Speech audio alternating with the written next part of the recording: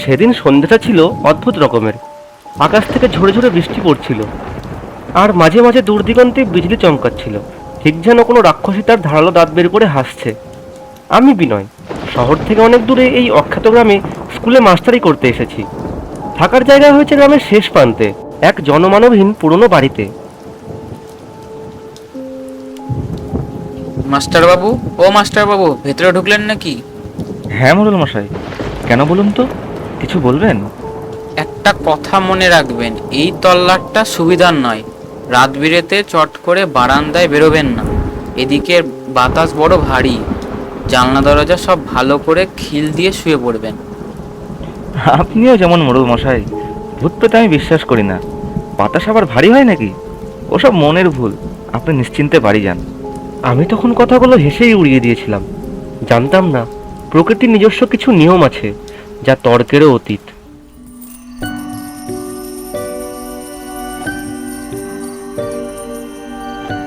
কি ব্যাপার? কিসের শব্দ এটা? টাকা পয়সার আওয়াজ এত রাতে? শব্দটা তো পুকুরের দিক থেকে আসছে। কৌতূহল চাপতে না পেরে জানালা দিয়ে বাইরে তাকালাম। সামনে পুরো খোলা জায়গা, আর ঘুটঘুটে অন্ধকার।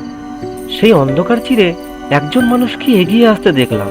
লম্বাটে চেহারা, আর তার পরনে ধবধবে সাদা ধুতি আর সেকেলে ফতুয়া, আর তার কাঁধের দুই প্রান্তে দুটো হাড়ি ঝুলছে। নির্ঘাত কোনো গুপ্তধন সন্ধান অথবা চোর। লোকটার স্পর্ধা তো কম নয়, দেখে তো একবার। এই যে মশাই, কে আপনি?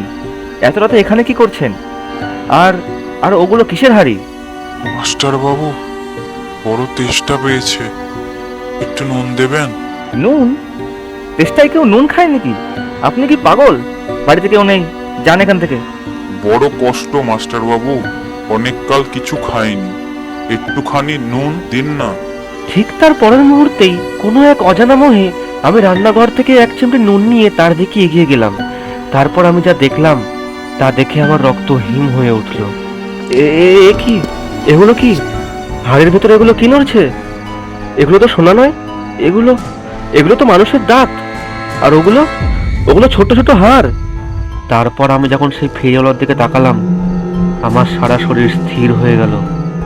আমারই চোখের সামনে একটা জলজ্যান্ত ফেরিওয়ালা একটা পিশাচে পরিণত হয়ে উঠল। নুন তো দিলেন না গো মাস্টার বাবু, দিলেন আপনার পরমায়ুর স্বাদ। আমারই হাড়িতে এখনো একটা মানুষের পাঁজরের হাড় কম আছে। দেবেন, দেবেন আমায়? আহ, ছাড়ুন, আমার হাত ছেড়ে দিন। ওগো, কে কোথায় আছো? বাঁচাও আমাকে। মুহূর্তের মধ্যে মনে হলো সেই কুটির সব গাছপালা যেন জ্যান্ত হয়ে উঠেছে। তাদের ডালপালাগুলো অজগরের মতো আমার দিকে এগিয়ে আসছে। আমি সর্বশক্তি দিয়ে একটা চিৎকার করে নিজের হাতটা ছাড়িয়ে ঘরের ভেতরে ঢুকে পড়লাম। আমি হাঁপাতে হাঁপাতে শুনলাম সেই আঁচড়ের আওয়াজ দরজার বাইরে। সারা রাত সেই দরজার উপর থেকে সেই ঝনঝন আর অদ্ভুত এক খিলখিল হাসি শোনা গেল। মাস্টার বাবু, ও মাস্টার বাবু, বেঁচে আছেন তো? দোর খুলুন। মশাই, আপনি ঠিকই বলেছিলেন। দেখুন আমার কবজিটা। লোকটার ছোঁয়া লাগার পর আমার জায়গাটা কেমন সাদা বরফের মতো হয়ে গেছে। সর্বনাশ হয়েছে। ও হলো এই নীলকুঠিরের শেষ খাতঞ্চি। নুন ভাতের সন্ধানে ঘর ছেড়েছিল, আর ফেরেনি। ও নুন খোঁজে না মাস্টার বাবু, ও মানুষের জীবন শক্তির স্বাদ খুঁজে বেড়ায়। যাকে একবার ছয়, তার রক্ত জল করে দেয়।